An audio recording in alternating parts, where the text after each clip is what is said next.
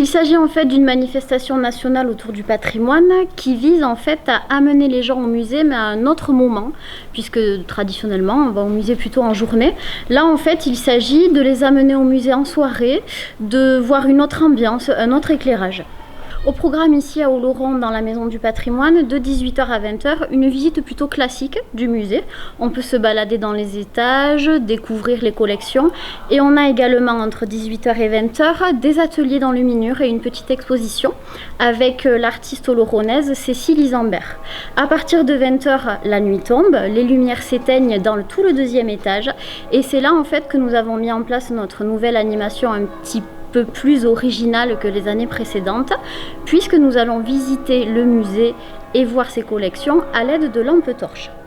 L'enluminure, c'est une technique ancienne de peinture. C'est les débuts de la peinture qui étaient dans les livres au Moyen-Âge, à une époque où les livres étaient entièrement réalisés à la main, sur du parchemin, où on préparait tous ces produits, on préparait son parchemin, on faisait son encre, on préparait ses peintures, son liant, avec tout ce que la nature offrait et offre toujours. Sauf qu'à l'époque, on était un petit peu plus à l'écoute et en harmonie avec elle, et donc on faisait de belles découvertes. Et les enlumineurs ont donc exercé leur profession pendant tout le Moyen-Âge, du 5e au 15e siècle.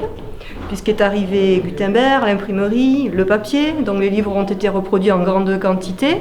C'était la fin d'un métier. Donc c'est un métier qui se résume en quelques siècles, mais c'est un métier de transmission. Il y a toujours eu des enlumineurs qui ont continué d'être sur les traces des anciens, de par tous les traités de peinture qu'ils ont laissés. C'est un atelier découverte où on va préparer ces peintures avec les pigments et le liant au blanc d'œuf, comme on le faisait à l'époque. Donc blanc d'œuf, gomme arabique, eau de miel, c'est vraiment la recette de peinture traditionnelle. Donc pour cela, il y a des petits dessins, des enluminures, des bestiaires que j'ai préparés, et chacun va préparer ses couleurs et faire une belle enluminure à ramener chez lui. Moi j'ai déjà vu le musée, donc effectivement c'est un petit peu différent.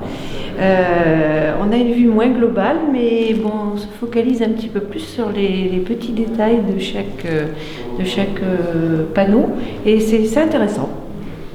On espère faire la visite tout à l'heure, la visite guidée des tableaux, et effectivement, rester dans le sombre juste avec sa torche permet de mettre l'accent sur ce que l'on veut voir, sur ce que l'on veut lire, voir, ce que l'on veut suivre et puis ce que l'on veut lire.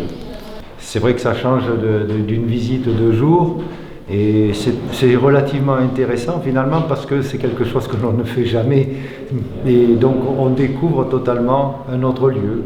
Moi je ne le connaissais pas, mais je le découvre comme ça à la lumière d'une lampe torche, et c'est pas plus mal.